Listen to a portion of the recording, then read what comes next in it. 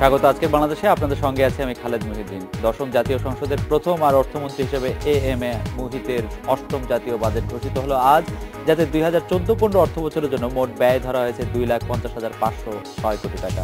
বাজেটে রাজস্ব আদায়ের পরিকল্পনা রয়েছে 1,82,954 কোটি টাকা, ফলে ঘাটতি থাকছে 66,552 কোটি টাকা। বাজেটে মোট দেশজ উৎপাদন বা জিডিপির প্রবৃদ্ধির হারের লক্ষ্যমাত্রা 7.3% ধরা হয়েছে। জাতীয় বাজেট নিয়ে আজকের আলোচনা, কেমন বাজেট পেলাম।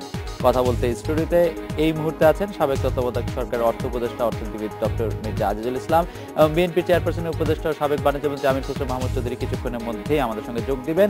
স্বাগত আপনাকে ডক্টর মির্জা আজিজুল ইসলাম। আমি প্রথমেই জানতে চাইবো যে বাজেট ঘোষণা বা বাজেট পেশ করার পরে আমরা গদ বাঁধা কিছু কথা শুনতে পাই যে এটি ভালো হয়েছে, এটি খারাপ হয়েছে, কিন্তু আপনার বিবেচনায়, আপনার বিশ্লেষণে আমরা যদি 1990 সাল থেকে ধরি, খুব পিছনে না গিয়ে বাংলাদেশের ঘোষিত বাজেটে বড় ধরনের কোনো পরিবর্তন, টাকার অঙ্ক বাড়া কমা ছাড়া বাজেটের যে মূল নীতি, মূল কথা থাকে, তাতে বড় কোনো পরিবর্তন আপনি দেখেন, বা এবারে বাজেটে আমরা বড় কি পরিবর্তন দেখলাম?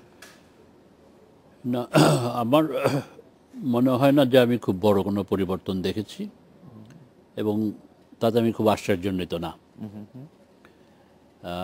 কেননা বাজেটের তো একটা ধারাবাহিকতা অবশ্যই থাকতে লাগে। দ্বিতীয়ত হচ্ছে যে বাংলাদেশে 90 দশক থেকে শুরু করে বা তার কিছু আগ থেকেই যে মৌলিক অর্থনৈতিক দর্শন যেটা, সেখানে কিন্তু খুব একটা পরিবর্তন হয় নাই। এবং সেক্ষেত্রে আমাদের যে বড় বড় রাজনৈতিক দলগুলোর মধ্যে খুব একটা মৌলিক পার্থক্য নাই। অর্থাৎ মৌলিক দর্শনটা হচ্ছে যে আমাদের দেশে যেহেতু এখনো স্বল্পোন্নত আয়ের দেশে আমরা বাস করি, তা আমাদের প্রবৃদ্ধিটাকে ত্বরান্বিত করতে লাগবে, মাথাপিছু আয় বাড়াতে লাগবে, এবং এক্ষেত্রে মূল চালিকা শক্তি হবে বেসরকারি খাত। সরকারি খাত বা সরকার বেসরকারি খাতের বিনিয়োগ এবং তাদের মাধ্যমে প্রবৃদ্ধি ত্বরান্বিত করার সহায়ক ভূমিকা পালন করবে। কাজেই এই যে মৌলিক অর্থনৈতিক দর্শন, সেখানে কিন্তু কোনো পরিবর্তন নাই। তো সেই কারণে আমি মনে করি যে বাজেটের যে সার্বিক যে দর্শন, সেখানে খুব একটা বড় কোনো পরিবর্তন আসে নাই। তবে কিছু কিছু পরিবর্তন তো স্বভাবতই আসে, যে কারণে এটা তো বাজেটের একটা প্রক্রিয়া আছে এবং এটা তো কিছুটা গতিশীলতা থাকে, এবং এক্ষেত্রে অবস্থার প্রেক্ষিতে কিছু কিছু জিনিসের অবশ্যই ইয়ে করতে লাগে। যেমন আমি বলতে পারি যে 2008-9 সালে আমি যে লাস্ট বাজেটটা দিয়েছিলাম, সেখানে আমি কতগুলো নতুন জিনিস ইন্ট্রোডিউস করেছিলাম। তার মধ্যে একটা ছিল হচ্ছে যে যেহেতু বিশেষ করে আমরা দুটো পরপর বন্যা এবং সিডরের মতো একটা প্রলয়ঙ্করী ঘূর্ণিঝড় ইত্যাদির সম্মুখীন হয়েছিলাম, কাজে তার প্রেক্ষিতে এই 100 দিনের 100 ডে এমপ্লয়মেন্ট যে স্কিম একটা, তারপরে যেহেতু আমাদের যে জলবায়ুজনিত যে অসুবিধার সৃষ্টি হচ্ছে, সেই কারণে এই ক্ষেত্রে যে দুটো ফান্ডের আমি সূচনা করেছিলাম, যে দুটো ফান্ডের সরকার অব্যাহত রেখেছে। তো এই ধরনের কিছু কিছু পরিবর্তন এখানে এসেছিল। আপনি নিশ্চয়ই দেখেছেন যে এবার অর্থমন্ত্রী আব্দুল মুহিত এই কথা বলছেন যে, মানে এই কথাটি আমার কাছে খুব ইন্টারেস্টিং লেগেছে। তিনি একটি সাক্ষাৎকারে বলছেন, আগের 5 বছর আমাদের লক্ষ্যমাত্রা ছিল মধ্যম আয়ের দেশ হিসেবে বাংলাদেশকে প্রতিষ্ঠা করা, কিন্তু মধ্যম আয়ের দেশগুলিতে এক ধরনের স্থবিরতা লক্ষ্য করা যাচ্ছে। সেই কারণে আমাদের লক্ষ্য হচ্ছে 2021 সালের মধ্যে কিভাবে উন্নত বাংলাদেশ গড়ে তোলা যায়। তো এইটা কি পলিটিক্যাল রেটরিক, না মানে এর মধ্যে কিছু? দেখুন, আমার কাছে তো এটা নিঃসন্দেহে একটা রেটরিক মনে হয়। কেননা এর অর্থ কি এই যে আমরা মধ্যম আয়ে না গিয়ে সরাসরি উঁচু আয়ে যাব? সেটা তো সম্ভব না। আর মধ্যম আয়ের দেশে এটা যেটাকে বলা হয় এটা মিডল ইনকাম ট্র্যাপ, সেটা হয়েছে কোন দেশে? কিছু কিছু দেশে হয়েছে, যেমন বর্তমানে হয়তো মালয়েশিয়াকে হয়তো কিছুটা বলা যেতে পারে, যে ওই এখন আর বা থাইল্যান্ড, এগুলো হয়তো ওই 4-5% বেশি আর গ্রোথ হচ্ছে না, বা কিন্তু তাদের তো পার ক্যাপিটা ইনকাম আমাদের চেয়ে অনেক বেশি, সুতরাং তাদের যদি 4% গ্রোথও হয় আর আমাদের 7% গ্রোথ হলেও তো আপনার অ্যানুয়াল ইনক্রিজ পার ক্যাপিটা কতটা মানে আমাদের তো অনেক কম থাকছে। কাজেই যে এই মধ্যম আয়ের যে স্থবিরতা, সেটা কিন্তু আমাদের জন্য ওয়েলকাম হবে যদি আমরা ওই পর্যায়ে পৌঁছে তারপরে স্থবিরতায় পৌঁছাই। বা আজকে চায়নার মিডল ইনকাম ট্র্যাপ বলা হচ্ছে, তো চায়নার মিডল ইনকাম ট্র্যাপ থেকে তাদের গ্রোথটা যেখানে 10-11% ছিল, এটা হয়তো এখন 8 এরকম এসছে। তো কাজেই এই বক্তব্য তো মানে আমি অর্থনৈতিক বিশ্লেষণে আমি এর এর ঠিক যৌক্তিক ভিত্তি খুঁজে পাই না আর কি।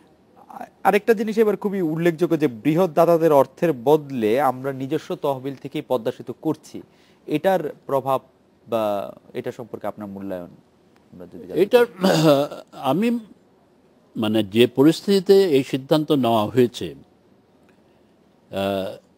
সেই পরিস্থিতিটা কাম্য ছিল না। সেটা হচ্ছে যে একটা দুর্নীতির অভিযোগের ফলে আমাদের যে অর্থায়ন বৈদেশিক দাতা সংস্থাগুলোর কাছ থেকে সেই অর্থায়নটা বন্ধ করে দেওয়া হয়। তবে পদ্মা সেতুর প্রয়োজনীয়তা আছে, যেহেতু ওখানে অর্থায়ন করা সম্ভব হয় নাই, সুতরাং যে সরকার নিজস্ব অর্থে এটা বাস্তবায়ন করার উদ্যোগ নিচ্ছে, তাতে আমার কোনো আপত্তি নেই। তবে বিষয়টা এখানে যেটা দেখতে লাগবে যে এখন যে কোনো বিনিয়োগ আমি যদি এক জায়গায় করি তাহলে তো অন্য জায়গায় তার একটা প্রভাব পড়বে, যেটাকে বলা যায় অপরচুনিটি কস্ট। তো এক্ষেত্রে তো সেই অপরচুনিটি কস্ট আর অ্যাসেস করা হয় না, যেহেতু আমার প্রকল্পটা আগেই এটা অনুমোদিত প্রকল্প ছিল, সুতরাং আমি এটা বাস্তবায়ন করব। তো সেই ভিত্তিতে যেটা এসছে, এবং এটা সেই ব্যাপারেও আমার খুব একটা জোর আপত্তি নেই। কিন্তু প্রশ্ন যেটা এই পর্যায়ে আমার মনে যাচ্ছে সেটা দুটো। একটা হচ্ছে যে এখন বলা হচ্ছে যে এই আগামী 3 বছরের মধ্যে প্রকল্পটি বাস্তবায়ন করা হবে বা এরকম। কিন্তু এর জন্য যে কতগুলো পূর্ব শর্ত আছে, মানে আনুষঙ্গিক পূর্ব শর্ত, সেগুলো কিন্তু এখনো খুব একটা অগ্রগতি হয় না। যেমন রিভার ট্রেনিং একটা, তারপরে এই কনস্ট্রাকশনের কাজটা সুপারভাইজ করার জন্য একটা সুপারভাইজারি কনসালটেন্ট নিয়ম, সেটা হয়নি। তো কাজেই এখানে আমার সময় হয়তো আরও বেশি লাগবে। তো সময় বেশি লাগলে ব্যয় বাড়বে, তো সেটা একটা উদ্বেগের কারণ। দ্বিতীয় আর একটা উদ্বেগের কারণ আমার জন্য সেটা হচ্ছে যে আলটিমেটলি মোটামুটিভাবে একটা টেন্ডারের ভিত্তিতে কিন্তু এই কন্ট্রাক্টটা দেওয়া হচ্ছে। কেন 3টে টেন্ডার পড়েছিল, এর মধ্যে দুটোর তারা সময় চেয়েছিল ফাইন্যান্সিয়াল প্রপোজালের জন্য, সেই সময়টা দেওয়া হয়নি, এক্সটেন্ড করা হয়নি। কাজেই আলটিমেটলি একটা প্রপোজালের ভিত্তিতে এই টেন্ডারটা অনুমোদন করা হয়েছে। এবং সেই কোম্পানিটি আবার ঢাকা ময়মনসিংহ রোড আমাদের এখানে কনস্ট্রাকশন করছিল, এবং সেখানে আমরা জানি যে এখানে বেশ যথেষ্ট বিলম্ব হয়েছে। এটা যে সময় শেষ করার কথা ছিল সেটা হয় নাই। তো সেই ধরনের একটা কোম্পানি পদ্মা সেতুর মতো এত বড় একটা কমপ্লিকেটেড কাজ যে সময় মতো শেষ করতে পারবে কিনা, সেটা নিয়ে আমার মনে সন্দেহ আছে। আমাদের সাথে জনাব আমির খসরু মোহাম্মদ চৌধুরী এসে যোগ দিয়েছেন, আপনাকে স্বাগত জনাব চৌধুরী। আমরা আপনার কাছে জানতে চাইবো যে আপনি আপনাদের দল থেকে এখন পর্যন্ত যতটুকু আনুষ্ঠানিক বক্তব্য পাওয়া গেছে তাতে বলা হয়েছে যে এই বাজেট ঘোষণাকে অবৈধ, বা এই বাজেট ঘোষণাকে অবৈধ বলা হয়েছে। তো বাজেট ঘোষণাকে মূলত অবৈধ বলা হয়েছে যেহেতু এই সরকারের রাজনৈতিক ভিত্তি নেই বলে দাবি করা হচ্ছে বিএনপির পক্ষ থেকে, এবং মানে জনসমর্থনের মাধ্যমে সরকার আসেনি, সেটা অবৈধ এবং অনৈতিক বাজেটকে বলছে। আপনি কি এই বক্তব্য সমর্থন করেন? তাহলে জনাব ডক্টর মির্জা আজিজুল ইসলামরা যে বাজেট দিয়েছিলেন 2007-08 সালে, সেটাকেও কি আপনারা একই রকম ভাবে মূল্যায়ন করবেন কিনা? প্রথমে আমি যেটা বলছি, যেই সংসদে এই বাজেট পেশ করা হয়েছে এটা অনির্বাচিত সংসদ, এবং যারা পেশ করেছেন যে মন্ত্রিসভা সেটা অবৈধ। কারণ আমার বাংলাদেশের সংবিধানে পরিষ্কারভাবে বলা আছে যে সাংসদ নির্বাচিত হবে, জনগণের ভোটে নির্বাচিত যারা হবে তারা সংসদ সদস্য হবে, তারা দেশ পরিচালনার দায়িত্বে থাকবে। সেই ক্ষেত্রে একটা অবৈধ সরকারের বাজেট দেওয়ার কোনো অধিকার নাই, নৈতিক অধিকার নাই, এবং যে সংসদে অনির্বাচিত সংসদ সেই সংসদের এটা পাশ করার কোনো অধিকার নাই। আর যেটা ওনাদের কথা আপনি বললেন সেটা হচ্ছে সেটা তো কোনো গণতান্ত্রিক সরকারের বেশে কেউ সেইভাবে আসে না। এটা তো আমরা জানি যে ওটা শুরু থেকে একটা অবৈধ, এবং এটার অবৈধতা এখনো, এটার বৈধতা সম্বন্ধে, এটার বৈধতার পক্ষে কেউ কিন্তু কথা এখনো বলছে না। কারণ এরা তো কোনো জনগণের নির্বাচিত সরকারের বেশে জনগণকে প্রতারণা করেনি। আজকে সেটা হচ্ছে তারা নির্বাচনের কথা বলে আসলে জনগণকে ভোট কেড়ে নিয়ে একটা রাষ্ট্রীয় সন্ত্রাসের মাধ্যমে ক্ষমতা দখল করেছে। যে কারণে আজকে বাজেটের প্রতিফলন একই অবস্থা। আপনি দেখবেন এই বাজেটে যে একটা বিশাল অঙ্ক, কিন্তু গত 5 বছরের যে দুর্নীতি, অব্যবস্থাপনা এবং সরকারি পৃষ্ঠপোষকতায় যে রাষ্ট্রের সম্পদ লুণ্ঠন হয়েছে, সেগুলোকে মেকআপ করার জন্য অনেকগুলো খাত আপনি এখানে দেখবেন। 6,000 কোটি টাকা রাষ্ট্রীয় ব্যাংকগুলো থেকে যে লুট হয়েছে, লুটপাট করে নিয়ে গেছে তাদের যে লোকজন, সেখানে আজকে মূলধন রিপ্লেস করার জন্য 6,000 কোটি টাকা দিতে হচ্ছে। আপনি যে পদ্মা সেতুর কথা আমি আস্তে আস্তে শুনলাম, যে পদ্মা সেতু যেখানে ওয়ার্ল্ড ব্যাংকের অধীনে যে অর্থায়নের মাধ্যমে খরচ হওয়ার কথা ছিল, সেটা অলরেডি 5,000 কোটি টাকা অতিরিক্ত হয়েছে তাদের দুর্নীতির কারণে, এটা বাতিল হওয়ার কারণে, এবং ইন্টারেস্ট রেটটা আছে তার উপরে। যেখানে আপনি গত 5 বছরে যে কোনো বেস প্ল্যান না করে তাদের দলীয় লোকজনের মাধ্যমে যে পাওয়ার জেনারেশন করেছে, এগুলো এতদিনে বন্ধ হয়ে বেস প্ল্যান চালু হওয়ার কথা, এদেরকে আরো 5 বছর এক্সটেনশন দিয়েছে। এর ফলে হাজার হাজার কোটি টাকা সেই লোকগুলোকে, সেই কোম্পানিগুলোকে তারা দেবে। এই যে টাকাগুলো আছে, এই এত বিশাল অঙ্কের টাকা যদি আপনি বাদ দেন বাজেট থেকে, যে কারণে তাদেরকে আজকে 60-70 হাজার কোটি টাকা ঋণ নিতে হচ্ছে তাদের ডেফিসিটের মাধ্যমে, সেখানেও কিন্তু হাই ইন্টারেস্ট রেটে।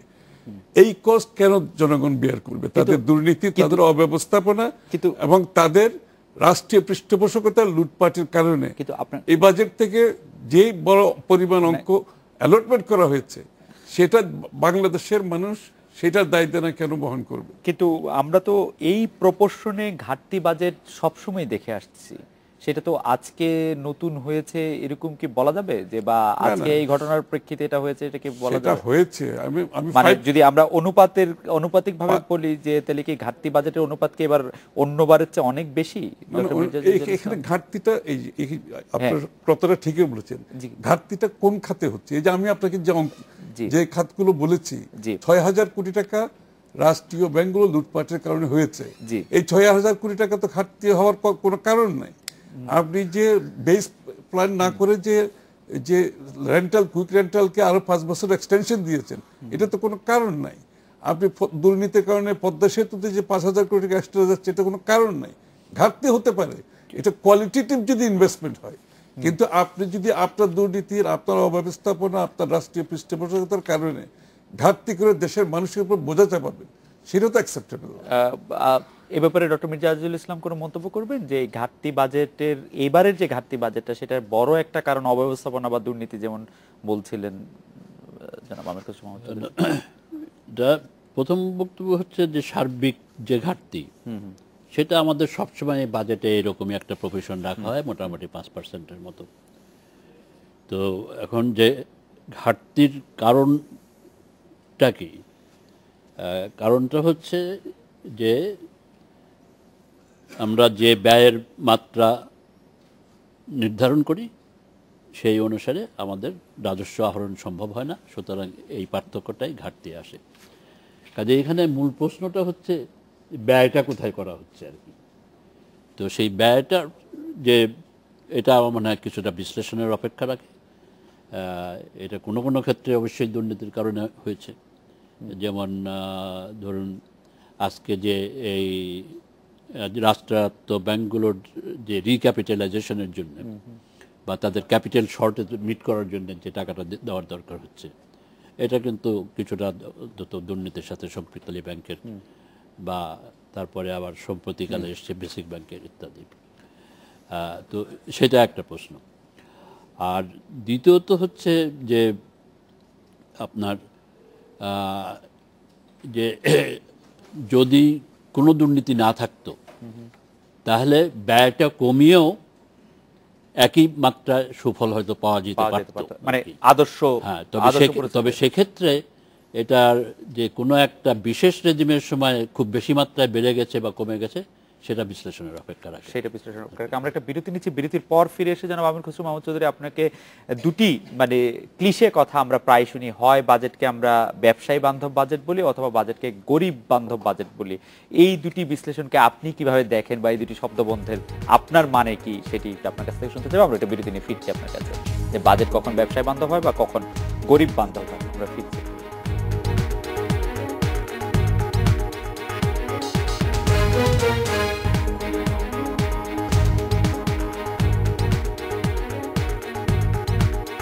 ফিরে এলাম আজকের বাংলাদেশে। বিরতির আগে জনাব আমির খসরু মাহমুদ চৌধুরী আপনাকে জানতে চেয়েছিলাম যে ব্যবসায় বান্ধব বাজেট কখন হয় বা গরিব বান্ধব বাজেট কেন কখন বা কিভাবে হয়, এই শব্দবন্ধগুলি মানে কি?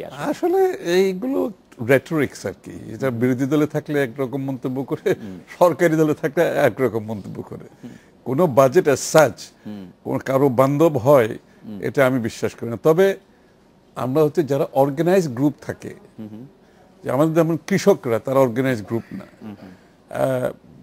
দেখা যায় শেষ পর্যন্ত ওদের পক্ষে কথা বলার, ওদের জন্য ওদের পক্ষে বেশি লোক থাকে না। ব্যবসায়ীদের গ্রুপটা সাধারণত স্ট্রং থাকে, পাওয়ারফুল থাকে, এবং ব্যবসায়ীদের একটা বড় সংখ্যা রাজনীতিবিদও হয়ে গেছে। সুতরাং সেই ক্ষেত্রে আপনি দেখবেন হয়তো তাদের একটা ইনফ্লুয়েন্স করার চেষ্টা থাকে, তাদের অর্গানাইজ গ্রুপ। শ্রমিকদেরও কম বেশি একটা কিছু থাকে, বাট নট যেমন আমাদের কৃষকদের একেবারে অর্গানাইজ গ্রুপ না। সুতরাং অ্যাজ সাচ ওইভাবে তো কারো বান্ধব, যারা যখন যতটুকু ইনফ্লুয়েন্স করবে এটা তো কিছুটা বাজেটে ইম্প্যাক্ট হয়, এটা তো ইম্প্যাক্ট হয়। বাজেটের তাৎক্ষণিক প্রতিক্রিয়ায় কিছু কিছু ব্যবসায়ী বলেছেন যে এবারে বাজেট ব্যবসায়ী বান্ধব হয়েছে। আপনার কাছে এইটার বিশ্লেষণ কি ডক্টর মির্জা আজিজুল ইসলাম, যে মানে ব্যবসায় বান্ধব বাজেট? যেটা জনাব আমির খসরু চৌধুরী বলেছেন যে কোনো বাজেটকে সার্বিকভাবে এই ধরনের একটা লেবেলিং করা, যে এটা ব্যবসায়ী বান্ধব বা দরিদ্র বান্ধব ইত্যাদি, এটা খুব ইনঅ্যাকুরেট একটা স্টেটমেন্ট আর কি। এই ধরনের লেবেলিং করাটা সঠিক না। এখন ব্যবসায়ীরা এটা কেন বলেছেন সেটা আমার দ্বারা একটু বিশ্লেষণ করতে লাগবে। আমি কিন্তু অর্থমন্ত্রীর বক্তৃতাটা আমি এখনো পড়িনি, এবং তাদের এটার কয়েকটা কারণ থাকতে পারে বলে আমি মনে করি। একটা হচ্ছে যে অবকাঠামো খাতে বেশ বরাদ্দ বাড়ানো হয়েছে, বিশেষ করে পরিবহন খাতে। সুতরাং ব্যবসায়ীরা মনে করতে পারেন যে এই খাতে যদি উন্নতি হয় তাহলে তাদের ব্যবসা যে কস্ট অফ ডুইং বিজনেসটা হয়তো কিছু কমতে পারে, এটা একটা হতে পারে। আর একটা হইতে পারে যে করের ক্ষেত্রে আমি জানি না ঠিক কী ধরনের পরিবর্তন এসছে, বিশেষ করে পরোক্ষ করের ক্ষেত্রে, সেখান থেকে একটা হতে পারে। তবে প্রত্যক্ষ করের ক্ষেত্রে একটা হয়েছে যে আনলিস্টেড কোম্পানি, কর্পোরেট বডিজ, তাদের করের হারটা 37.5 থেকে এটা 35-এ নিয়ে আসা হয়েছে। সুতরাং আমাদের দেশে যেহেতু আনলিস্টেড কোম্পানির সংখ্যা অনেক বেশি লিস্টেড কোম্পানির তুলনায়, সুতরাং এই সমস্ত ব্যবসা মানে যারা আনলিস্টেড কোম্পানির মালিক আছেন বা শেয়ার হোল্ডার আছেন তারা খুশি হবেন। সেই কারণে হয়তো একটা ব্যবসা। কিন্তু এবারে বাজেটে যে ধনীদের কর বেশি দিতে হবে এরকম একটা হিসাব দেখা যাচ্ছে, মানে অনেক ধনীদের 2 কোটি টাকার বেশি সম্পদ, আমির খসরু মাহমুদ চৌধুরী ভাইয়ের হয়তো অনেক বেশি টাকা দিতে হবে, যে 2 কোটি টাকার বেশি সম্পদ বা 10 কোটি টাকার বেশি সম্পদ সেইভাবে বাড়ানো হয়েছে। সেটাকে কি আপনি ভালো মনে করেন বা মনে করেন? না, এখানে হচ্ছে যে এখানে কিন্তু আবার কিছুটা পরস্পর বিরোধী ব্যাপার হচ্ছে, কেন এটার উদ্দেশ্য হচ্ছে যে two improve income distribution, to bring about greater equality in income distribution. তো আমি তো যদি কোম্পানি কর কমিয়ে দেই আর ব্যক্তি কর বাড়িয়ে দেই, তাহলে তো দুটো একটা পরস্পর বিরোধী হচ্ছে ওই সমতা আনার দৃষ্টিকোণ থেকে। সেটা আর একটা হচ্ছে যে আপনার 30% একটা নতুন স্ল্যাব বসানো হয়েছে, তো সেটা হলো ব্যক্তি পর্যায়ে 44 লাখ টাকা বাৎসরিক ইনকামের উপরে যারা আছে। তো ব্যক্তি পর্যায়ে 44 লাখ টাকার বেশি ইনকাম বাংলাদেশে তো ব্যবসা মহলের বাইরে তো থাকার কথা না আর কি, কোনো সরকারি কর্মকর্তা বা অন্যান্য না আছে এখন না, আমি বলছি ব্যবসায়ী মহলের বাইরে, চাকরি যারা করে কর্পোরেট, এখন কেউ যদি যেখানে আপনার হাইয়েস্ট স্যালারি হচ্ছে এখন হয়তো 50,000 টাকা বা 60,000 টাকা, বেসরকারি খাতের স্যালারি অনেক বেশি। তো সেখানে বা বেসরকারি খাতেও আপনার যেখানে হয়তো 1 লাখ 1.5 লাখ ইত্যাদি, তো কাজেই যে 44 লাখ টাকার ট্যাক্সেবল ইনকাম, এটা কিন্তু খুব বেশি একটা হবে না। আচ্ছা, ওইটাতে খুব বেশি রেজ করা যায় না। আমি চট করে একটু আপনার কাছে এই পর্যায়ে শেষ প্রশ্ন করি, কারণ এই প্রশ্নটার উচ্চভিলাষী বাজেটের কথা যখন বলা হয় তখন সবার আগে বা আমরা দেখি যে ইদানিং আপনার নামটা একটু বেশি আসে, কারণ আপনি প্রথম নজরে পড়ার মতো একটি উচ্চভিলাষী বাজেট দিয়েছিলেন। 30,000 কোটি টাকা বেড়ে গিয়েছিল 2006 সালে অর্থমন্ত্রী সাইফুর রহমান যে বাজেট দিয়েছিলেন, তার পরবর্তী 7-8-এ আপনি আমি যদি এক্সাক্ট সংখ্যা বলি যে আপনি 99,962 কোটি টাকার বাজেট দেন। তার আগের বছরের বাজেট ছিল 69,740 কোটি টাকা। তো আপনি বাজেটকে কখন উচ্চভিলাষী বলবেন বা কখন এটা ঠিক বলবেন? না, আমি সবসময় যেটা বলি যে আমাদের মতো দেশে বাজেটে কিছুটা উচ্চাভিলাষ অবশ্যই থাকতে লাগবে। তার কারণ হচ্ছে যে আমাদের যে গভর্নমেন্ট এক্সপেন্ডিচার জিডিপি রেশিও যেটা, এটা এখনো পৃথিবীর অনেক দেশের তুলনায় কম বাংলাদেশে, এমনকি নেপালের চাইতেও কম। যেখানে নেপালের পার ক্যাপিটা ইনকাম আমাদের চাইতে কম, এবং তাদের যে টোটাল জিডিপি সেটা তো আমাদের দেশের 1/5 চাইতে কম। কিন্তু প্রশ্নটা হচ্ছে যে এটা মোটামুটি বাস্তবসম্মত কিনা, এবং সেইখানটায় গিয়ে হচ্ছে যে যদি আমি দেখি যে এমন একটা বাজেট করা হচ্ছে যেটা বাস্তবায়ন করতে পারার সম্ভাবনা নাই, তাহলে তখন সেটাকে আমি বলবো উচ্চাভিলাষী। তো আর একটা বিষয় হচ্ছে যে আমার এখানে বাজেটে যে বাড়ার একটা বড় কারণ ছিল হচ্ছে যে এই সময় আমরা কিছু নতুন উদ্যোগ নিয়েছিলাম, এবং বিশেষ করে সিডর এবং তার আগে দুটো পরপর বন্যা, সেইগুলোর প্রেক্ষিতে যেমন 100 ডে এমপ্লয়মেন্ট স্কিম, যে এমপ্লয়মেন্ট জেনারেশন স্কিম, তারপরে জলবায়ু পরিবর্তনের জন্য দুটো নতুন ফান্ড করা ইত্যাদি কারণে প্রায় 50% গ্রোথ এক বছরের মধ্যে, একটি অর্থ বছরে 50% হয়েছিল কেন যায় না, কিন্তু 69 থেকে 99 30,000 কোটি টাকা বাড়লো, ঠিক মনে নাই আমার, 45 46 হতে পারে। কিন্তু এটা কিন্তু আপনার এর জন্য আপনার মোটামুটি একটা অর্থায়নের ব্যবস্থা করা সম্ভব হয়েছে। আমি আবারও আপনার কাছে আসবো জানাবো আমির খসরু মাহমুদ চৌধুরী, মানে এই উচ্চভিলাষী বাজেট এই শব্দবন্ধের অর্থ আপনার কাছে কি সেটা জানার জন্য। না, বাজেটে তো বিলাসের কোনো সুযোগ নাই, যে অভিলাষের উচ্চ আকাঙ্ক্ষা, অভিলাষের কথা বলা হচ্ছে আর কি, উচ্চ অভিলাষী। তো কথা হচ্ছে আসলে বাজেটের মূল কথা হচ্ছে দিনের শেষে একটা বাজেটের হচ্ছে আপনি বিনিয়োগ বানানো। বিনিয়োগ দুটো দিকে আছে, একটা হচ্ছে বেসরকারি খাতে বিনিয়োগ করা, অর্থাৎ ব্যক্তি খাতে বিনিয়োগ, আর সরকারি বিনিয়োগ।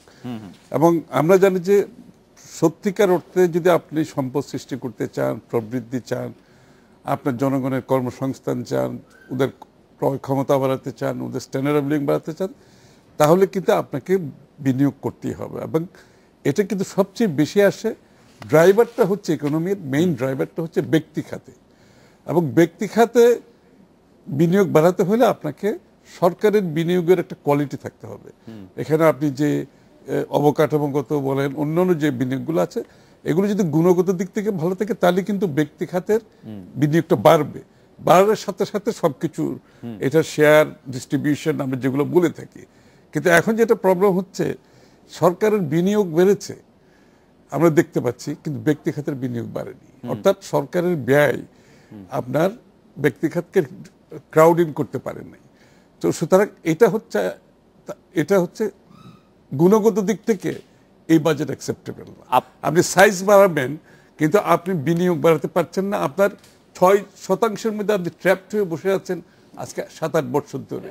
কিন্তু যে হারে আমি যদি একটু ব্যবসায়ী আমির খসরু মাহমুদ চৌধুরীর কাছে প্রশ্ন করি যে এর জন্য রাজনৈতিক বা রাজনীতিবিদ আমির খসরু মাহমুদ চৌধুরী এর জন্য অনেকখানি দায়ী কিনা, গত 1-1.5 বছরে বিনিয়োগটা ব্যক্তি খাতে খুব না হওয়ার জন্য?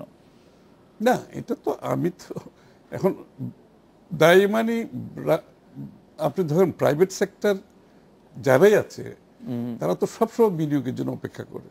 জি, এবং বিনিয়োগের জন্য অপেক্ষা করে, অর্থাৎ তার বিনিয়োগের বিপরীতে তার রিটার্নটা আসবে কিনা। কিন্তু বাংলাদেশে এখন যে পরিবেশ সৃষ্টি হয়েছে যে বিনিয়োগ করবেন, যে আপনি একটা প্রথমে এই দেশে আজকে গণতন্ত্র প্রশ্নের সম্মুখীন হয়েছে, মানুষের ভোটাধিকার প্রশ্নের সম্মুখীন হয়েছে, মানুষের এখানে আইনের শাসন আছে কিনা, এখানে মানুষের ব্যক্তিগত নিরাপত্তা আছে কিনা, এখানে বাক স্বাধীনতা আছে কিনা, এমনকি মিডিয়ার স্বাধীনতা নিয়ে প্রশ্ন আসছে।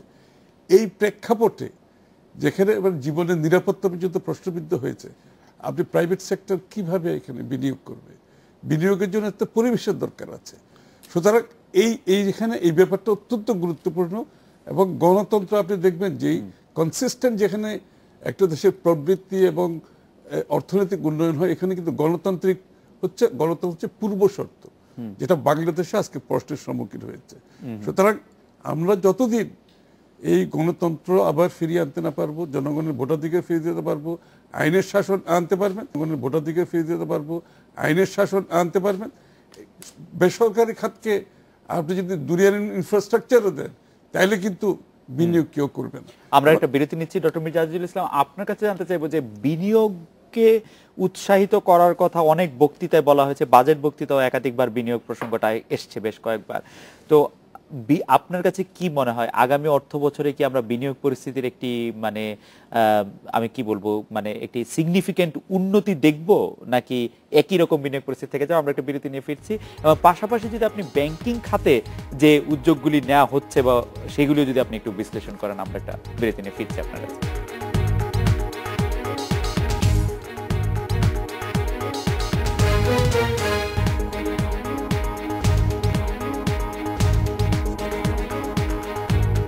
ফিরে এলাম আজকের বাংলাদেশে। ডক্টর মির্জা আজিজুল ইসলাম, আপনার কাছে জানতে চাইছিলাম যে আগামী অর্থ বছরে বা চলতি অর্থ বছরে আমরা প্রবেশ করে ফেলেছি, সেটার মধ্যে বিনিয়োগ পরিস্থিতি কিরকম হবে বলে আপনি প্রেডিক্ট করেন? বিনিয়োগ পরিস্থিতির জন্য কয়েকটি বিষয়ের সন্নিবেশ হতে লাগবে, এবং এর মধ্যে যে আমি একটা থাকলো আর একটা থাকলো না, তাতে করে কিন্তু বিনিয়োগ খুব একটা পারে না। এবং তার মধ্যে কয়েকটি বিষয় আছে। একটা হচ্ছে রাজনৈতিক অঙ্গনের শুধু যে অস্থিতিশীলতার অভাব তাই না, সেখানে একটা মানে নিশ্চয়তা থাকা, অর্থাৎ আগামী 3 বছর বা 5 বছর কোনো রাজনৈতিক অস্থিরতা আসবে না। দ্বিতীয়ত হচ্ছে যে আমির খসরু মোহাম্মদ চৌধুরী সাহেব আগে উল্লেখ করেছেন যে আইন শৃঙ্খলা পরিস্থিতি, এবং যার সাথে জীবন এবং সম্পদের নিরাপত্তার প্রশ্ন জড়িত। তো এটা হচ্ছে মৌলিক পূর্বশর্ত, এবং এইটার যদি না থাকে তাহলে আপনি যত যাই কিছু করেন, সরকার যত বিনিয়োগ করুক বা যত ফিসক্যাল ইনসেন্টিভ দেন, তাহলে এগুলো কিন্তু বিনিয়োগ হবে না। তো কাজে সেদিক থেকে তো আমি অদূর ভবিষ্যতে খুব একটা বড় রকমের পরিবর্তন আশা করছি না, বা বিনিয়োগের খুব রোজি পিকচার আপনি সেই কারণে আশা করছি না। যে তার কারণ হলো যে আপাতত অস্থিরতা কিছুটা কম আছে, কিন্তু তবুও কিন্তু একেবারে যে অস্থিরতা নাই সেটা বলা চলবে না। তার কারণ হচ্ছে আমি দেখতে পাচ্ছি যে প্রায় প্রত্যেক দিনই কোথাও না কোথাও একদিনের হরতাল হচ্ছে বা আধা বেলার হরতাল হচ্ছে, নইলে রাস্তা অবরোধ হচ্ছে, নইলে আপনার পরিবহন ধর্মঘট হচ্ছে। তো এইগুলো তো আছেই। আরেকটি বিষয় হচ্ছে যে জনমনে আশঙ্কা আছে যে এই অদূর ভবিষ্যতেই আবার রাজনৈতিক অস্থিরতা আবার ফিরে আসবে, যেহেতু এই সরকারের বৈধতা ওনাকে স্বীকার করছেন না, এবং তারা বলছেন যে এই সরকারকে ক্ষমতাচ্যুত করতে লাগবে আন্দোলনের মাধ্যমে। তো যদি সেটাকে যদি বাস্তবায়ন করার উদ্যোগ নেওয়া হয়, তখন স্বভাবতই রাজনৈতিক অস্থিরতা ফিরে আসবে। এবং কাজেই এই আগামী অর্থ বছরে যে মানে বিনিয়োগ বান্ধব পরিবেশ বলতে যেটা বোঝায়, সেক্ষেত্রে খুব যে বড় একটা উন্নতি হয় বলে আমার আশা নাই আর কি। জনাব আমির খসরু মোহাম্মদ চৌধুরী, আমরা গত 3 দিন আমাদের এই অনুষ্ঠানে শিক্ষা, স্বাস্থ্য এবং কৃষি খাতে বাজেটের বরাদ্দ নিয়ে আলোচনা করেছি গত 20-22 বছরে, কিন্তু সবগুলি আলোচনার তেই একটি তথ্য হচ্ছে মানে কমন, সেটা হচ্ছে যে শিক্ষা, স্বাস্থ্য এবং কৃষি খাতে মানে কৃষি খাতটা দুর্বল বা অবহেলার শিকার বাজেটের ক্ষেত্রে। তো সেইটা হওয়ার কারণ কি? মানে এত মানে জনসম্পৃক্ত বিষয় শিক্ষা, স্বাস্থ্য, কৃষি, সেটা কি বাজেটের ক্ষেত্রে অবহেলিত কেন থাকে? সেটা আমি কিছুক্ষণ আগে বললাম। জি, অর্গানাইজ গ্রুপ। জি, কৃষকরা তো অর্গানাইজ গ্রুপ না। ওদের দাবি দাওয়া নিয়ে আসলে ওরা যে সরকারের উপর চাপ সৃষ্টি করার মতো ওদের কোনো অর্গানাইজ গ্রুপ ওরা না। অন্যান্য গ্রুপগুলো আপনি যেভাবে দেখবেন অর্গানাইজ, এটা একটা আছে। আর ওইটাই মূল শিক্ষা, স্বাস্থ্য। শিক্ষার ব্যাপারে আসলে তো আমাদের ফোকাস যেখানে যে মানব সম্পদ উন্নয়নের কথা যেটা আমরা বলি সব সময়, এটা তো শিক্ষা ব্যতীত সম্ভব না, স্বাস্থ্য ব্যতীত সম্ভব না। কিন্তু উইদাউট মানব সম্পদ উন্নয়ন ছাড়া আমরা আসলে দেশকে যে নেক্সট ট্র্যাজেক্টরিতে যেখানে আমরা চিন্তা করতেছি এখানে নেওয়া সম্ভব হবে না। আপনি নিশ্চয়ই লক্ষ্য করেছেন, তবু আমি বলি যে আমাদের অর্থমন্ত্রী বলছেন যে ভবিষ্যতে আর কোন নতুন শিক্ষা প্রতিষ্ঠান যে উনি গুরুত্ব দিতে চান এটা, নতুন শিক্ষা প্রতিষ্ঠান তিনি এমপিও ভুক্ত হবে না। এমপিও ভুক্তির মাধ্যমে শিক্ষক ও প্রশাসকদের সহায়তায় অর্থ ব্যয় হয়, শিক্ষার উন্নয়ন হয় না। তো একটা মানে শিক্ষাক্ষেত্র পারস্পরিক এক ধরনের আমি দুর্নীতি যদি নাও বলি, সাংঘাতিক রকমের অবিশ্বাস, সন্দেহ এবং অবহেলার মাধ্যমে নয় ছয় করারই একটি ব্যবস্থা আমরা দেখতে পাই। ওটার প্রতিফলন তো আমরা শিক্ষা প্রতিষ্ঠানগুলোতে দেখতে পাচ্ছি। আপনি যদি ইউনিভার্সিটি থেকে শুরু করে একেবারে লোয়েস্ট লেভেলে যান, কিন্তু সব জায়গায় তো যে শিক্ষার পরিবেশ তো নাই। এই যে শিক্ষার ফলাফল যেগুলো দেখছেন, যে রেজাল্টগুলো বের হচ্ছে, অবাক হওয়ার মতো কাণ্ড। যে বোধহয় ফেল করা, কে ফেল করেছে এটা বোধহয় খুঁজে বের করতে হবে আপনাকে। এবং লেখাপড়ার স্ট্যান্ডার্ড এত নিচে নেমে গেছে, এটা হচ্ছে কি এই একটা ওই অ্যাপিজমেন্টের পলিটিক্স চলে আসছে। আমি সবাইকে খুশি রাখি, ক্ষমতায় থাকতে হলে সবাইকে খুশি রাখতে হবে। এখন শিক্ষার্থীদেরও খুশি রাখতে হবে, ওদের মা বাবারও খুশি রাখতে হবে, শিক্ষকদেরও খুশি রাখতে হবে, সর্বস্তরের মানুষকে খুশি রেখে আমার নিজের দেশের ফাউন্ডেশন গুলো আমরা ভেঙে দিচ্ছি, ইনস্টিটিউশন গুলো আমরা ভেঙে দিচ্ছি, নষ্ট করে দিচ্ছি। কিন্তু পরীক্ষায় বেশি নাম্বার পেলে কি কেউ সরকারকে কৃতিত্ব দেয়? মানে আমার ছেলে ফেল করে নাই সেটা সরকারের কৃতিত্ব? মানে এটা আপনারা বলেন বটে, কাউকে কাউকে এটা তো আমার সরকারের চিন্তার ব্যাপার। জি, এটা আসলে কি সেটা তো অন্য বিষয়। এটা সরকারি বা এরকম চিন্তা কেন করবে? এইটাই তো কথা হচ্ছে যে সব জায়গায় একটা অ্যাপিজমেন্ট, মানে সবাইকে প্লিজ করে ক্ষমতায় থাকতে হবে আমাকে। এটা আপনি দেখেন সর্বক্ষেত্রে, এই যে বাজেট অ্যালোকেশন আপনি দেখেন কোথায় কোথায় হয়েছে। যারা আমার আমাকে ক্ষমতায় রাখার জন্য যাদেরকে আমি ভালো মনে করছি, যাদের আমার প্রয়োজনীয়তা মনে করছি, এই লোকগুলোকে স্পেশাল লুক আফটার করা হচ্ছে। এই জন্য আপনি একটা কৃষকরা তো আমার ওদের হিসেবে পর্যায়ে পড়ে না। আমার একটা ব্যক্তিগত কৌতূহল আপনার কাছে জানার জন্য, যে বাংলাদেশের কৃষি কি একটা বিগ বিজনেস কেস হতে পারে? মানে আপনি কৃষি দিয়ে কি বাংলাদেশে বিজনেস করা সম্ভব? Most certainly. আমরা তো অ্যাগ্রো বেসড ইন্ডাস্ট্রি বলতে যেটা বোঝায়, আমরা কিন্তু এগ্রিকালচারাল প্রডিউস যেটা করতেছি, কৃষকরা 18 ঘন্টা 20 ঘন্টা কাজ করে, মানে ইনফর্মাল দুইভাবে যেভাবে আমাদেরকে এখনো এই দেশটাকে বাঁচিয়ে রেখেছে আমাদেরকে, এইগুলোকে ভ্যালু এডিশন করে অ্যাগ্রো বেসড ইন্ডাস্ট্রির যে একটা সম্ভাবনা আছে সেটা কিন্তু আমরা করতে পারিনি এখন। কিন্তু আপনাদের মতো বড়, মানে আমি বড় ব্যবসায়ী বারবার এরকম না বলে যদি আমি বলি, আপনাদের মতো বড় বিনিয়োগকারীরা তো কৃষি ক্ষেত্রে বড় বিনিয়োগ করতে খুব দেখি না। এখন আমার মনে হয় কিছু কিছু শুরু হয়েছে, এখন নাই বললে ভুল হবে, শুরু হয়েছে, এটা মাত্র শুরু হয়েছে। কিন্তু এটার জন্য আমাকে কতগুলো পলিসি, বেসিক পলিসিতে আপনি দিতে হবে। কৃষি ল্যান্ড আপনাকে এনশিওর করতে হবে। এখন আমাদের যেটা হচ্ছে গ্রোথটা হচ্ছে হরাইজন্টাল গ্রোথ হচ্ছে, বাড়ি ঘর মিল কারখানা সবকিছু।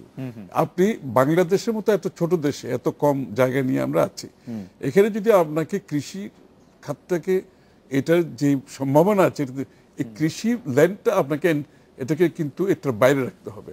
এখানে হরাইজন্টাল গ্রোথ হবে। আমার সবাই বলে এই 15 তলা 20 তলা এগুলোর এই সমস্যা সেই, আমি তো বলি বাংলাদেশের গ্রোথের জন্য we should think like Hong Kong, like Korea, আমাদের সাংহাই বেইজিং। কারণ আমার তো জায়গা নেই, আমার গ্রোথ হতে হবে হরাইজন্টাল এবং ভার্টিক্যাল, এবং 20-25 তলার নিচে পারমিশন দেওয়া উচিত না আমাকে যদি কেউ জিজ্ঞেস করে। তার জন্য যে রিকোয়ারমেন্ট আছে সেগুলো ফুলফিল করতে হবে। এগুলো স্যানিটেশন আছে, অন্যান্য বিষয়গুলো আছে। না, মজার ব্যাপার হচ্ছে যে 20-25 তলার পারমিশন দিতে গেলে মানে বড় বড় কথা বলা হয় যে ফায়ার ব্রিগেড, হ্যাঁ, কিন্তু এগুলি তো ওয়ান অফ একসাথে করে ফেলা উচিত। এগুলো কোনো সমস্যা সারা দুনিয়াতে হয়েছে কিভাবে? এগুলো না করলে আপনি কৃষি জমি যত কমতে থাকবে, আপনি যতই ওখানে গবেষণা করেন, যতই আপনি ইনপুট দেন, যতই সুযোগ সুবিধা দেন, কিন্তু আপনার ল্যান্ড যদি কমে আসে এটা কিন্তু সমস্যায় পড়ে যাবে। এই জন্য এখন থেকে আমি মনে হয় আমাদের এই প্ল্যানিংটা আমাদেরকে মাথায় রাখা উচিত। আমরা আরো একটা বিরতি নিচ্ছি, বিরতির পর ডক্টর মির্জা আজিজুল ইসলাম আপনার কাছে জানতে চাইবো যে আপনি এই মুহূর্তে যদি মানে বাজেট প্রণয়নের সাথে সম্পৃক্ত থাকতেন, তাহলে কোন বিষয়গুলির প্রতি বেশি নজর দিতেন? যদি 2-3টি বিষয় আপনি আমাদের সাথে বলেন, আমরা আমির খসরু মাহমুদ চৌধুরীর কাছে এই বিষয় নিয়ে জানতে চাইবো। আমরা একটা বিরতি নিয়ে ফিরছি।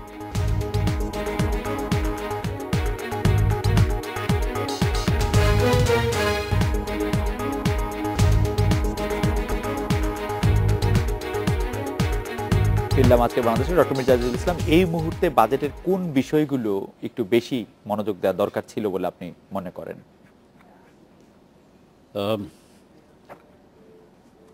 আমি মনে করি যে ঠিক এই বাজেট না, আমি গত কয়েকটি বাজেট মানে 9-10 থেকে শুরু করে পর্যন্ত যে বাজেটগুলো এসছে তাতে আমি যেটা দেখতে পাই যে মানব সম্পদ উন্নয়ন, সামাজিক নিরাপত্তা বেষ্টনী, এই খাতগুলোতে বরাদ্দ কিন্তু বাজেটের আনুপাতিক হার হিসেবে কমে যাচ্ছে। এবং এটা স্বাস্থ্য খাত, শিক্ষা খাত, তারপরে যেটা আপনার কৃষি খাত, এটা যেটা উল্লেখ করা হয়েছে, তো এবং সামাজিক সামাজিক শুধু বৃদ্ধ ভাতা বয়স্ক ভাতা না, আরো অনেক কিছু আছে, যেমন এমপ্লয়মেন্ট স্কিম বলি বা ইত্যাদি বলি। এটা কি একটা কারণ হতে পারে যে আমাদের ওই লেভেলের লোক কমে যাচ্ছে, আমরা অনেক বড় লোক হয়ে যাচ্ছি? সেটা হলে তো খুশির বিষয় ছিল। সামাজিক নিরাপত্তা বেষ্টনী যাদেরকে দিতে হবে অত লোকই কমে গেছে, সেজন্য বেশি। আপনি দেখেন যে সরকারের হিসেবে যদি আমি ধরি যে আজকে দারিদ্র সীমার নিচে যে লোক বাস করে, এটা তো শ্রীলঙ্কার টোটাল পপুলেশনের দ্বিগুণের বেশি হবে। আচ্ছা, মানে 2 কোটির বেশি হবে, 2.5 কোটি। তো কাজেই যে এই জায়গাগুলোতে আমার মনে হয় যে আরেকটু নজর দেওয়ার দরকার ছিল। এখন এর ইয়েতে আবার বেড়েছে যেগুলি, সেইগুলো নিয়ে কিছু প্রশ্ন থাকে, যেমন জনপ্রশাসন। এখানে বরাদ্দ দেখা যাচ্ছে প্রায় বেড়ে যাচ্ছে, এবং এবছরের বাজেটে যা প্রভিশন আছে আমার মনে হয় যে পরবর্তী গিয়ে আমরা দেখবো যে আরো বেশি। তো কাজেই এমনি ব্রডলি স্পিকিং যে প্রায়োরিটিগুলো খুব রং সেটা না, যেমন কয়েকটা খাত আছে যে জ্বালানি, বিদ্যুৎ, পরিবহন, স্থানীয় সরকার, পল্লী উন্নয়ন, শিক্ষা, এই 5-6টা খাত প্রায় মানে বিশেষ করে উন্নয়ন প্রকল্পের ক্ষেত্রে 75 থেকে 80% বরাদ্দ প্রায় সব বাজেটেই পায়। সেখানে গুণগত মানের প্রশ্ন আছে, ইত্যাদি আছে কিছু প্রায়োরিটি। কিন্তু ওই যে সামাজিক নিরাপত্তা বেষ্টনী এবং সার্বিকভাবে যে জনসম্পদ উন্নয়ন, হিউম্যান রিসোর্স ডেভেলপমেন্ট, সেক্ষেত্রে আমার মনে হয় যে আরেকটু বেশি নজর দেওয়া উচিত ছিল আর কি। জনাব আমির খসরু মাহমুদ চৌধুরী, মানব সম্পদ উন্নয়নের প্রসঙ্গটা আনলেন ডক্টর মির্জা আজিজুল ইসলাম। এই বিষয়টি নতুন হলেও গত 3-4 বছরে আলোচনা হচ্ছে। মানব সম্পদ উন্নয়নের ক্ষেত্রে কি করা উচিত বলে আপনি মনে করেন, বা আমরা আসলে আমাদের খুব বেশি কিছু করার সুযোগ আছে? মানে গরিব দেশ বা অ্যাপারেন্টলি গরিব দেশ, গরিব দেশ বলেই তো মানব সম্পদের উপর আমাদের জোরটা বেশি বাড়ানো উচিত। ইনফ্যাক্ট আমাকে যদি, আমি এই বাজেট সম্বন্ধে আলোচনা করছি না কারণ আমি এটার বৈধতা নিয়ে আমার প্রশ্নবিদ্ধ। জেনারেলি আমি বলছি আমাদের দেশে সোশ্যাল সেফটি নেট যেটা, সেটা তো আছেই, সেটা থাকতেই হবে। সেটা আমেরিকার মতো দেশেও আছে, ইউরোপেও আছে, সবচেয়ে সোশ্যাল সেফটি নেট কোনো দেশ থেকে কোনো সময় যাবে না। একটা আন্ডার প্রিভিলেজ ক্লাস থাকবে, ওদেরকে আপনি প্রোটেকশন দিতেই হবে, সেটা তো আছে। সেটাকে বাইরে রেখে যদি একটা জাতিকে আপনাকে তুলে আনতে হয়, আমাদের মতো জাতিকে তুলে আনতে হয়, মানব সম্পদের কোনো অল্টারনেটিভ নেই। এবং আপনাকে এটা কিভাবে করবেন, এটা তো একমাত্র ওয়ে হচ্ছে skill development, education at all levels, এদের হেলথ কেয়ার, এদের এডুকেশন, এটা তো মাস্ট। এবং আপনি এই যে উনি যেটা বললেন, মিডল ইস্ট থেকে টাকা আসছে, কিন্তু পার ক্যাপিটা যেটা গড়ে যে টাকা আসার কথা অন্যান্য দেশের তুলনায় আমাদের কমার্সটা, আমাদের স্কিল নাই। এবং স্কিল ডেভেলপমেন্ট হচ্ছে ইটস এ মাস্ট। এটা আপনি সেন্ট্রালি কিছু করতে পারবেন না। এটা আপনাকে এই যে লোকাল গভর্নমেন্ট যেগুলো আমরা করতে পারছি না বারবার, লোকাল গভর্নমেন্টকে যদি স্ট্রং আপনি করতে না পারেন, এই সমস্ত সার্ভিস আপনি ডেলিভারি করতে পারবেন না। এগুলো একেবারে লোকাল লেভেল থেকে আপনাকে তুলে আনতে হবে। Technical school, college, skill development উপজেলা লেভেল আপনাকে নিয়ে যেতে হবে, এবং ওইখান থেকে আপনাকে যার যেখানে স্কিল, যার এডুকেশনাল যতটুকু ক্যাপাসিটি আছে সেটা আপনাকে করে আনতে হবে। এবং এটা এমন কোনো বড় বিষয় নয় যে আমাদের শিক্ষাখাতে যে বরাদ্দ হয়, এটার যদি ইউটিলাইজেশন যদি প্রপারলি হয়, এটার যদি পিরফারেজ, এটার যদি এই যে পলিটিক্যাল প্যাট্রোনাইজেশন, এইসবের বাইরে যদি আপনি রেখে সত্যিকার অর্থে একেবারে টার্গেটেড যদি আপনি ইনভেস্টমেন্ট করেন, এবং তাইলে কিন্তু এই বাজেটের মধ্যে অনেকটা চলে আসে। আবার এটা থেকে কিন্তু বাড়ানো উচিত। আমি মনে হয় অ্যাজ এ প্রায়োরিটি প্রয়োজনে আপনি এই সেক্টরটাকে যদি, মানব সম্পদটাকে যদি, উন্নয়নটাকে আপনি সঠিকভাবে করতে পারেন, এটার যে এফেক্ট পুরো ইকোনমির উপর চলে আসবে। এই লোকগুলো বাইরে যাবে, আপনি চিন্তা করেন এখন যা রেমিটেন্স আসছে তার কয়েক গুণ রেমিটেন্স বেড়ে যাবে। তার মানে এটা একটা ভালো ইনভেস্টমেন্ট হিসেবে this is the major investment area আমাদের কনসিডার করে। এবং দেশের মধ্যে আমরা বাইরের থেকে, শ্রীলঙ্কা থেকে, ইন্ডিয়া থেকে, সারা দুনিয়া থেকে আমাদের স্কিল লোকজনে নিয়ে আমাদের মিল ফ্যাক্টরি চালাতে হচ্ছে। এবং দেশের মধ্যে আপনি এই সাপ্লাইটা যখন বেড়ে যাবে, এটাকে নিয়ে কিন্তু আবার আপনি দেখবেন ইনভেস্টমেন্ট শুরু হয়েছে। Right. So it's a cycle আর কি এবং বেসিক্যালি। আমার মনে হয় যে আমরা সবাই আশা করব যে এই একটি শুভ চক্রের মধ্যে আমরা পড়ি, যাতে এই বিনিয়োগটি আমাদের ভবিষ্যতের উপার্জনের কাজে লাগে। আজকের অনুষ্ঠানে আসার জন্য ডক্টর মির্জা আজিজুল ইসলাম, জনাব আমির খসরু মাহমুদ, আপনার অনেক ধন্যবাদ। এই ছিল আজকের বাংলাদেশে, দেখা হবে আগামী রোববার এই সময়। শুভরাত্রি।